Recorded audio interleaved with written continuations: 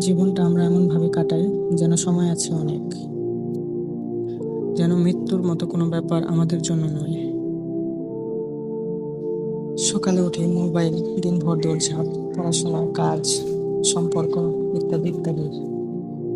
রাতে ক্লান্ত হয়ে ঘুম, আর এভাবেই দিন যায়, আমরাও হারিয়ে যাই। কিন্তু কখন শেষ হবে এই জীবন, কে জানে? একটি অ্যাক্সিডেন্ট, এক ফোঁটা রক্ত, একটি ভুল সিদ্ধান্ত, অথবা শুধু ঘুমিয়ে পড়া আর না জাগা। তবু আমরা বলি আরো সময় আছে, পরে নামাজ শুরু করব, পরে তওবা করব, কিন্তু এখন না। আল্লাহ তো গফুরুর রহিম, পরে ঠিক হয়ে যাব।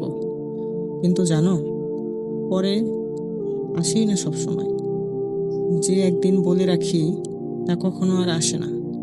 আল্লাহ জানেন তুমি ক্লান্ত, জানেন তুমি টেনে চলেছ, তবু তিনি তোমাকে ডাকছেন তোমার ব্যস্ত জীবনের মাঝেই। বলছেন, ফিরে এসো, আমার দিকে এক কদম এগিয়ে এসো। তুমি পারফেক্ট হতে হবে না, ভালো হওয়ার জন্য অলরেডি ফেরেশতা আছেন। তুমি শুধু চেষ্টা করো, ভুলের মাঝেও একটুখানি ভালো হওয়ার চেষ্টা করো।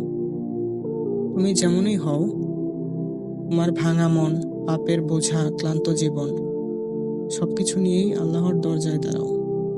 কারণ আল্লাহ শুধু পরিশুদ্ধদের নয়, ভাঙা মানুষদেরও গ্রহণ করেন। জীবন যেমন চলছে, সেখান থেকেই আল্লাহর পথে ফিরে এসো। কারণ আল্লাহ বলেছেন, ফিরে এসো, আমি এখনো তোমার জন্য আছি। ধন্যবাদ সবাইকে।